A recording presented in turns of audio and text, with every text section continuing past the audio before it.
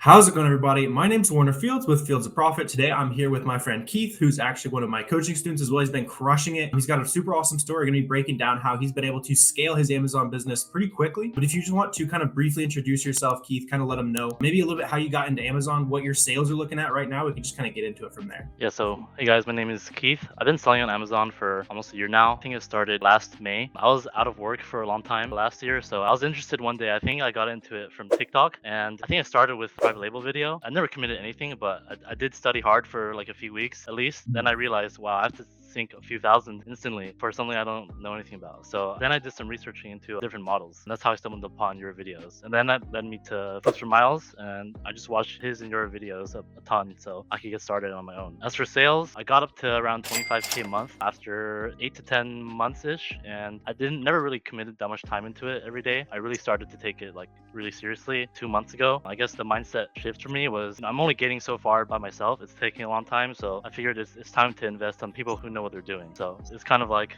set aside my ego kind of thing. It's like, why do I have to pay someone on the internet that I don't know to if I can do this myself, right? But I think that was a big part, just letting go of my ego, and as well as like networking with other people. It's so interesting to get to know like other sellers and how they think. There's so much stuff on Amazon to sell. There's so much potential everywhere. So it's really like, I would say that's a big factor for my explosion. So last month I did 86K, and then the month before that I did 34K. That's awesome. Yeah, the sales chart's going exponential for you. Just grow at the same pace, you'll be a billionaire in like what, a few months?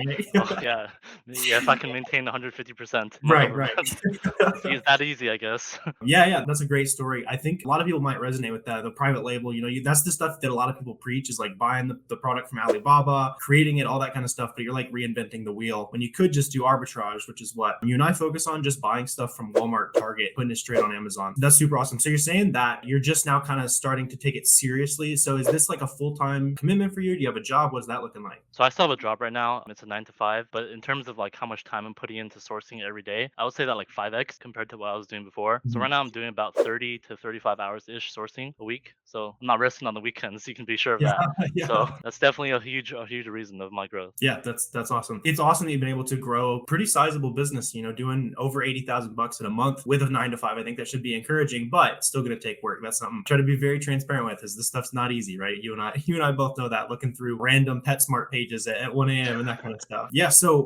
in the early days, like how were you able to find those first couple arbitrage products? And do you remember any of those first couple products? I remember my very first sale was a clearance item at Target. It was like a dog or pet holder. So I started on retail arbitrage, just like scanning, getting in the trenches, I guess, if you would call it that. After a few weeks of retail arbitrage, I was thinking, I don't know how scalable this is. I mean, there are people who have scaled retail arbitrage to the moon, and I respect that. I just, I just felt like I was burning out physically really fast doing that all Yeah. the time. So that's why I moved to online arbitrage. That's when I really started binging like your videos and Miles' videos on like how to actually find my first products. Gotcha. Yeah, and in case you guys are not familiar with what retail arbitrage means, basically just a fancy word for walking into Walmart instead of doing it all online to buy the products, checking like the clearance aisles, that kind of stuff. A lot of times it's honestly a great way to get started. It's how you got started because it's cheap product, it's low risk. You go in, buy something for $5 and you learn a lesson or it sells and you make your first sale, right? But it doesn't scale super well from that point. So, going from retail arbitrage, finding some stuff that way, what were some of those first couple methods, or maybe just that one method that you would recommend to that guy who was watching the video that actually started giving you some traction and helping you find items? For kind of people on the newer side, I would recommend just doing storefront stalking, where if you have SellerAmp, you will go to, all the other offers and see what other people, you click on the other sellers, and then it'll give you a list of all the products that other people are selling. And what that does is you get to see all these different kind of categories or these kind of brands. You won't know anything at first, but with enough,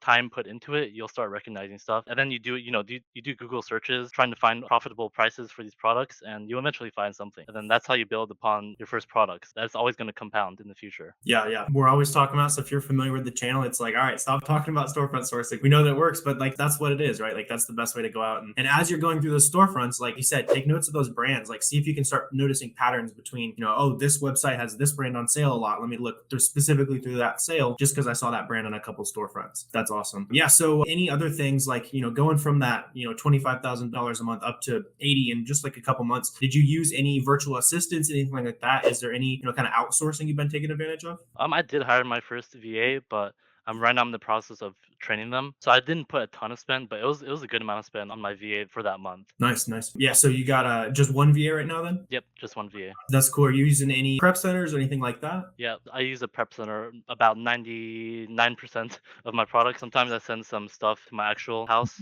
where I don't get sales tax, so I figure, can increase the margins a bit more. But 99% prep center. I would recommend anyone who's thinking about it just to, pull the trigger is worth it. Yeah, yeah. Especially, I guess I didn't realize you were your sales tax exempt. That's a nice little bonus there. But especially for you guys who are paying sales tax, you can save money and time by working with a prep center. Ship it off to Delaware, Montana, anything like that, and you can save money on that. So you're working on the VAs, the prep centers, that kind of stuff. What would be your like long-term vision for the business at that point? Are you just wanting to scale it up and try to kind of have it run itself? Like, what's your goal long-term on Amazon? My long-term goal on Amazon first is to hit 100K revenue per month. Mostly, I would want it to be 80% outsourced with like sourcing VAs, and then you got admin VAs to handle, account health, and that would be like a cash flow machine. And then eventually, I would go into thinking about going to some wholesale, just because the pros of wholesale. It's difficult, but I think it'd be worth to have a good balance. Eventually, thinking about private label still. I'll Yeah. think about it. So I mean, people are outsourcing OA and wholesale pretty hard and pretty well too. So we'll see about wholesale or private label. I mean, but right now Yeah. the plan is OA and wholesale. Cool. Yeah. Doing private label is good just even to get something that's exitable, right? You can get a nice little 6, 7 figure exit if you have a good brand built on Amazon. And I'm curious, it's kind of been a hot topic in the community lately. People switching from OA or just jumping straight into wholesale. Now that you've been able to scale pretty quickly with OA, do you have any like opinions on that? When would you recommend jumping into wholesale for, somebody who's wanting to really start scaling quick?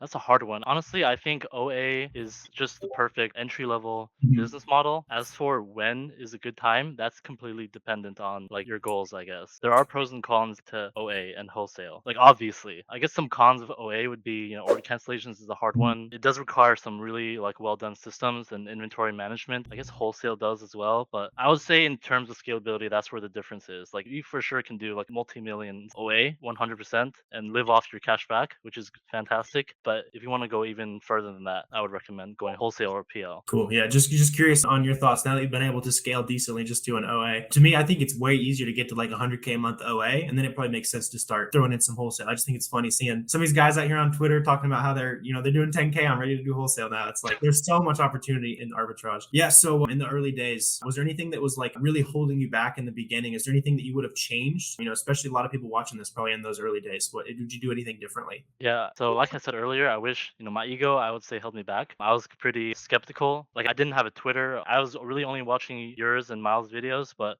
that's a great and fantastic start for anyone starting out. I really believe that. But if you really want to take it to the next level, you have to be open to get yourself out there, invest in coaching from people that you respect and that you trust. I'm actually in 2 coaching groups right now, yours and another one. So I don't regret my decision at all. Like this is a really insane investment. And if you open your mind and you're ready to like scale really hard, then that's the leap you have to make. Don't get me wrong, like you can go pretty far on your own. You can. But you just, in my opinion, you'll scale a lot slower than if you made the leap from someone like really experienced. Yeah, for sure. I think I used to think the same way. Like coming up, had $1,500 to get started in college. Like I don't need to pay to learn how to do something. But next time I'm starting a business, absolutely going to be investing in shortening the learning curve, all that kind of stuff. Yeah. So going back into that a little bit, just leaving them with one word of advice, like what should they go do today, this week, to take action? Any specific, sourcing, anything like that? What should they do to start taking this thing seriously? I would say the number one thing, if you haven't like actually made an account, for example, like Keepa and SellerAmp, these are like crucial tools that you need. They're only $20 a month. So if you're too scared to do that, then you're not really ready. Just first step is just to do that, make your seller account, start watching your